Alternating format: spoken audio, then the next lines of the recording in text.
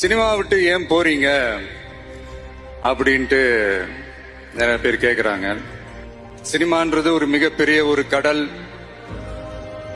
அதுல ஒரு கரையோரமா ஒரு சின்னதா ஒரு மணல் வீடு கட்டணும்னு தான் நான் ஆசைப்பட்டேன்.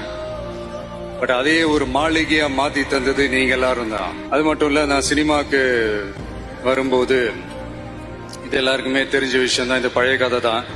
நான் ஃபேஸ் பண்ணாத விமர்சனங்கள் இல்ல, நான் ஃபேஸ் பண்ணாத அவமானங்கள் இல்ல, இந்த மாதிரி நிறைய காயங்கள், அதெல்லாம் தாண்டி தான் வந்திருக்கிறோம்.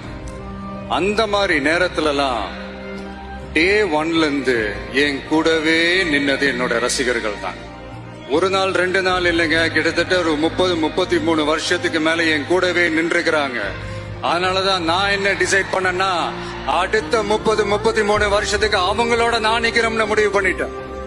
எனக்குன்னு ஒண்ணு நான் வந்து தியேட்டர்ல நிக்க